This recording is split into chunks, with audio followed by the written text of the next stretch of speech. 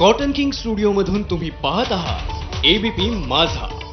ब्रेकनंतर आपल्या सगळ्यांचं पुन्हा एकदा स्वागत। आपण थेट मुंबईमध्ये जाऊयात। मनोज जरांगे हे आझाद मैदानापासून अवघ्या काही अंतरावर आहेत। प्रचंड वाहतूक कोंडी झालेली आहे आणि या वाहतूक कोंडीतूनच बेस्टच्या बसेस मार्ग काढताना आपल्याला दिसतायत। हे आंदोलक रस्त्यावरच बसलेले आहेत। पोलीस या आंदोलकांची समजूत काढण्याचा प्रचंड प्रयत्न करतायत आणि प्रचंड वाहतूक कोंडीतूनच या सगळ्या नोकरदार वर्गाला सध्या मार्ग काढावा लागतोय। सूरज सावंत आपले प्रतिनिधी सध्या आपल्या सोबत आहेत। सूरज, कसं नियोजन केलं जात आहे वाहतुकीचं, काय आव्हानं निर्माण झाली?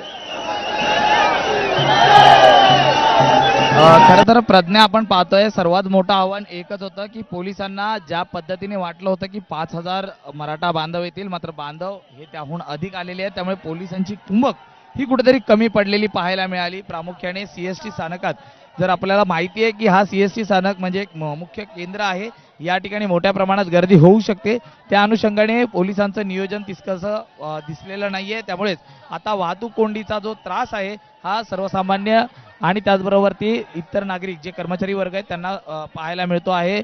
संपूर्णतः सीएसटी स्थानकाच्या बाहेर मराठा बांधव हे जमलेले आहेत आणि त्यामुळेच वाहतूक कोंडीत अडकलेल्या ज्या बसेस आहेत त्यांची वाट आता पोलिसांकडून मोकळी करून दिली जात आहेत।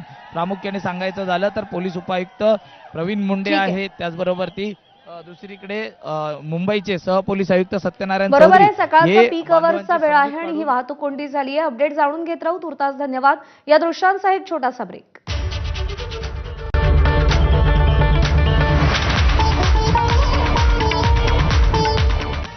शरद पवार तसंच काँग्रेस